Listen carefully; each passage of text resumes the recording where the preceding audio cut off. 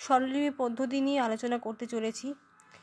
স্বরলিপি হলো এমন একটি বিজ্ঞানসম্মত প্রক্রিয়া যার মাধ্যমে আমরা সঙ্গীতের শিল্প সৃষ্টিকে স্বর দ্বারা লিপিবদ্ধ করি। এই স্বরলিপির দ্বারাই আমরা মূলত গানের সুরকে জানতে পারি। এই স্বরলিপি পদ্ধতির মাধ্যমেই আমরা গানকে বুঝতে পারি।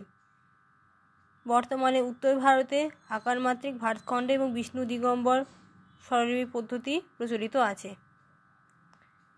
গান শিখতে গেলে স্বরলিপি পদ্ধতি শেখা সত্যিই খুব দরকার এবং গান সঠিকভাবে শেখার জন্য স্বরলিপি পদ্ধতির ভূমিকা অনস্বীকার্য।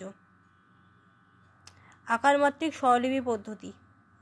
আকারমাত্রিক স্বরলিপি পদ্ধতির স্রষ্টা রবীন্দ্রনাথ ঠাকুরের অগ্রজ জ্যোতিরিন্দ্রনাথ ঠাকুর। এখানে শুদ্ধ স্বর যথাক্রমে স, র, গ, ম, প, ধ, ন। কোমল স্বর রে, গা, ধানির ক্ষেত্রে লেখা হচ্ছে যথাক্রমে রি, জয়, ইয়, দ, মূর্ধন্য। তীব্র স্বর যুক্ত খ, এটা হচ্ছে গিয়ে মা। মন্দ্র সপ্তকে স্বরের নিচে হসন্ত চিহ্ন দেওয়া হচ্ছে, যেমন ন, ধ, প, ম, সবগুলোর নিচে হসন্ত। মধ্য সপ্তকের ক্ষেত্রে স্বরের কোনো চিহ্ন থাকে না, যেমন স, র, গ, ম। তার সপ্তকে স্বরের ক্ষেত্রে স্বরের মাঝে রেফ থাকে, মাথায় রেফ থাকে।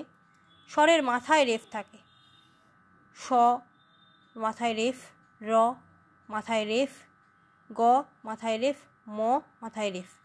একমাত্রা চিহ্ন আকার একটি স্বর, যেমন সা, দুটি স্বরের ক্ষেত্রে যদি হয় সেক্ষেত্রে হবে স বসিন র আকার। তিনটি হলে স, র, গা। অর্ধমাত্রার ক্ষেত্রে বিসর্গ, যেমন স বিসর্গ, র বিসর্গ। স্বরের টান ক্ষেত্রে আকার দিয়ে বোঝানো হচ্ছে, যেমন সা, তারপরে একটা স্ল্যাশ দিয়ে যদি একটা হাইফেন দিয়ে যদি আমরা আকার দিই, যতগুলো দেব ততগুলো স্বরের টান হচ্ছে। গানের কথার টান শূন্য দ্বারা বোঝানো হচ্ছে। এরপরে আসছে মির চিহ্ন, যেমন স্বরটাকে কি করা হচ্ছে, দুটো স্বর লিখে পাশাপাশি নিচটাকে আটকে দেওয়া হচ্ছে ফার্স্ট ব্র্যাকেট দিয়ে, নিচে ফার্স্ট ব্র্যাকেট দিয়ে আটকে দেওয়া হচ্ছে। কণ বা স্পর্শ স্বর মূলত মূল স্বরের উপরে ছোট করে লেখা হয়, যেমন যদি গা হয় মূল স্বর, তাকে উচ্চারণ করার সময় রেকে ছুঁয়ে যাচ্ছে, তাহলে রেটাকে ওপরে লেখা হবে, গাটা থাকবে, এভাবেই লেখা হয়। পুনরাবৃত্তির চিহ্ন সেকেন্ড ব্র্যাকেট, এটাকে পুনরাবৃত্তির চিহ্ন বলা হয়। অবসান বোঝাতে স্বরের মাথায় দুটো দাড়ি দেওয়া হয়। সম চিহ্ন এক, তারপরে ওপরে যদি দাগ দেওয়া হয় একটা অবলিক চিহ্ন দেওয়া হয়। ফাঁকের ক্ষেত্রেও শূন্য দেওয়া হচ্ছে।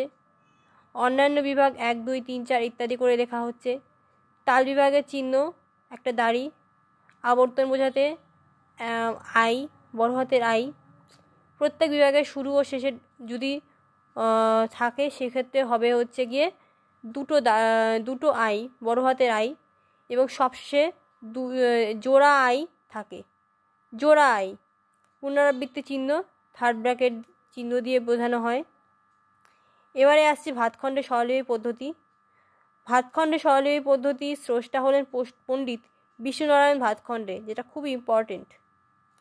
শুদ্ধ স্বর যথাক্রমে সা, রে, গা, মা, পা, ধা, নি। কোমল স্বরের চিহ্ন একটি হাইফেন, স্বরের নিচে হাইফেনটা বসছে, যেমন রে তার নিচে যদি হাইফেন দিচ্ছি, গা তার নিচে হাইফেন, ধা তার নিচে হাইফেন, নি তার নিচে হাইফেন। তীব্র স্বরের ক্ষেত্রে মাথায় দাড়ি, যেমন মায়ের মাথায় দাড়ি দিচ্ছি। মধ্য সপ্তকে স্বরের নিচে বিন্দু থাকে। মন্দ্র সপ্তকের ক্ষেত্রে মধ্য সপ্তকে কোনো চিহ্ন থাকে না। আর তার সপ্তকে স্বরের মাথায় বিন্দু থাকে, যেমন সা তার মাথায় বিন্দু, রে মাথায় বিন্দু ইত্যাদি। এছাড়াও একমাত্রায় একটি স্বর সা, রে, গা ইত্যাদি, দুটি হলে সা, রে একসাথে লেখা হয়, তিনটি হলে সা, রে, গা একসাথে লেখা হয়। স্বরের টান বোঝাতে আমরা একটি হাইফেন ব্যবহার করছি, কথার টান বোঝাতে এস চিহ্ন বসছে, যেমন গা এস, নে এস।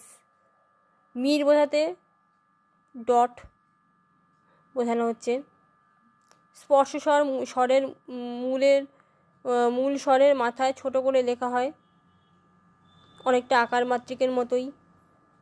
সমচিহ্ন ক্রস দিয়ে বোঝানো হয়।